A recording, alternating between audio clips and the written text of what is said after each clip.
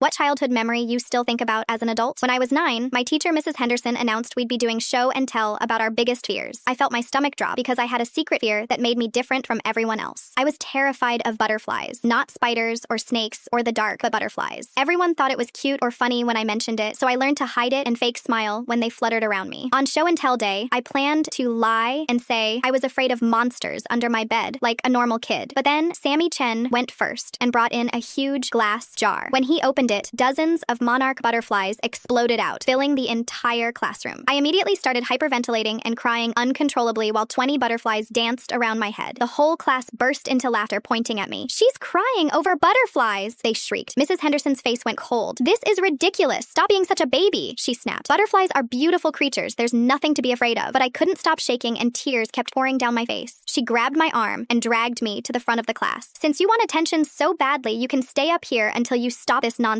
she announced, leaving me sobbing at the front while butterflies circled above me. The laughter got louder and meaner. Then something happened that I'll never forget. The classroom door opened and my grandfather walked in. He was supposed to pick me up early for a doctor's appointment, but he saw the butterflies, saw me crying, saw the teacher's cruel smirk, and his entire expression changed. My grandfather was a Vietnam War veteran who never talked about the war, never showed emotion, but in that moment, his eyes filled with tears. "Get away from her," he said in a voice I'd never heard before, quiet but deadly serious. Mrs. Henderson rolled her eyes. "She's just being dramatic over some butterflies." My grandfather walked slowly to the front of the class and knelt down beside me, wrapping his arms around my shaking body. "It's okay, sweetheart," he whispered. "You're safe now." Then he stood up and faced the teacher. "My granddaughter has lepidopterophobia, a real phobia that she developed after witnessing something traumatic." His voice was steady, but his hands were trembling. "She watched her baby brother die when a swarm of butterflies led him into traffic chasing them when she was 4 years old." The classroom went dead silent. Mrs. Henderson's face drained of all color. "She's carried this trauma for 5 years, and you just forced her to relive her worst nightmare for entertainment," my grandfather continued. "Not only that, but you humiliated a child who was having a panic attack instead of helping her." I had never heard Grandpa tell anyone about what happened to my brother Tommy. Even our family barely talked about it, but there he was, protecting me with the truth. Mrs. Henderson started stammering. "I didn't know. I'm sorry.